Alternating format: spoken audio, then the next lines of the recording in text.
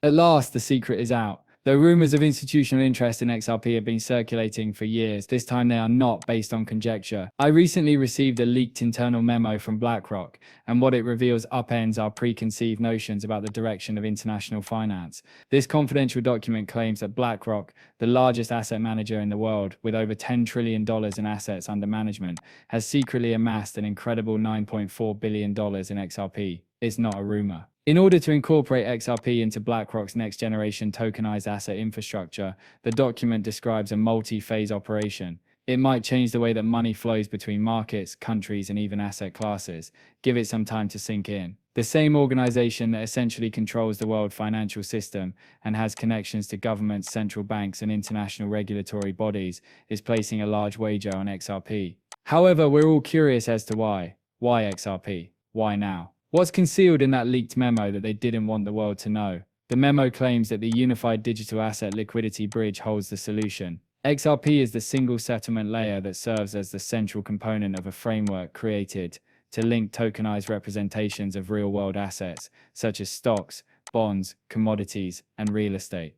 This is where things start to get crazy. According to the document, BlackRock's digital infrastructure team has been working with unnamed financial institutions in Europe, Asia, and the Middle East to covertly test Ripple's on-demand liquidity corridors for more than a year. According to their internal estimates, the new system could completely replace the expensive and slow SWIFT network and move trillions of dollars in tokenized value every day. However, the price of XRP cannot remain at 50 cents or even $5 in order to make this system liquid enough to manage the enormous daily flows of capital. The maths just doesn't add up. The memo comes to the conclusion that XRP would need to trade at a minimum of $10,000 per coin in order to effectively bridge that kind of value, given the liquidity requirements and the size of global tokenized assets. Let's stop there. Some people find a $10,000 XRP to be fantastical, but it suddenly makes sense if you comprehend the workings of settlement velocity and liquidity corridors. Due to its fixed supply and quick settlement times, XRP requires a high value per unit in order to absorb trillions of dollars in liquidity at scale without experiencing bottlenecks. BlackRock is aware that this is now about global liquidity efficiency rather than retail speculation. In essence, they are artificially restricting supply and circulation to increase efficiency per coin,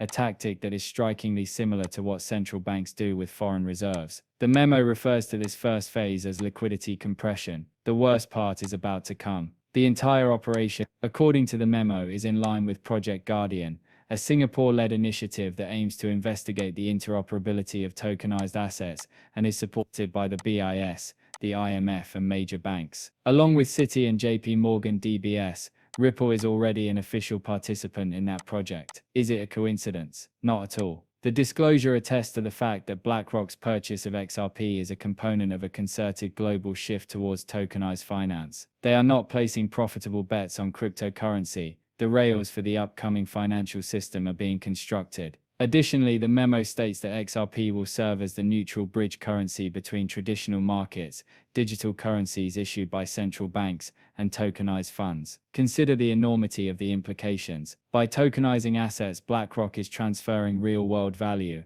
such as property, equity, and commodities, onto the blockchain rather than merely digitizing numbers on a screen. That translates to trillions of dollars in actual assets that are instantly settled through XRP's ledger and move smoothly across networks. It is understandable why Ripple has been quietly collaborating with many central banks, the Digital Pound Foundation, and the World Economic Forum. Each piece of the puzzle fits. Each link leads to a single truth. The primary liquidity layer for global tokenization is being positioned as XRP. However, it doesn't end there. An even more ambitious phase, the establishment of the BlackRock Digital Asset Settlement Network, or BRDSN for short, is described in the memo. The document states that BRDSN will incorporate RippleNet straight into BlackRock's Aladdin platform, which is the same platform that governments, hedge funds, and pension funds use all over the world to manage their respective portfolios. When this integration is finished, institutions will be able to use XRP as a bridge to instantly settle tokenized securities. Imagine trillions of dollars in bond settlements, ETF transactions,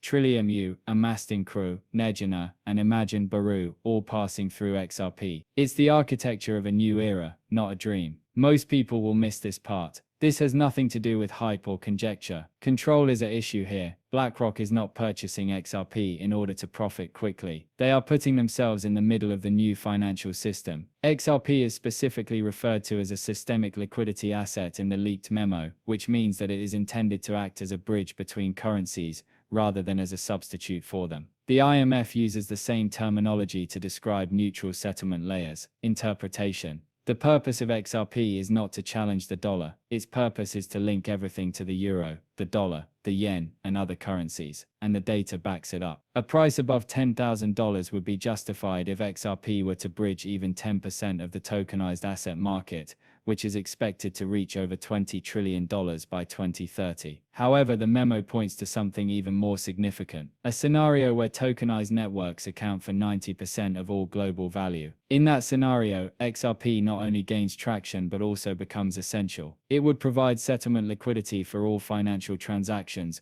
cross-border payments, and tokenized securities. It's not a fantasy crypto pump. That is institutional finance's blueprint. Let's now discuss everyone's thoughts. Why hasn't this been made public yet? It's just timing. BlackRock is extremely precise in its operations. Their acquisition of XRP started months before the SEC's case against Ripple began to fall apart, according to the memo. They were aware of the impending event. They were certain of Ripple's victory. While the public debated court decisions, they quietly positioned themselves, making purchases over the counter and locking in billions of XRP. They are now prepared to initiate Phase 2 liquidity alignment, since regulatory clarity is in sight, and the global tokenization movement is picking up speed. The memo even makes reference to a Phase 3 retail integration, which is fascinating. According to this phase, XRP-based settlement will eventually permeate retail platforms once institutional liquidity is established. This means that regular investors will eventually engage with tokenized assets without even being aware that they are using XRP in the background.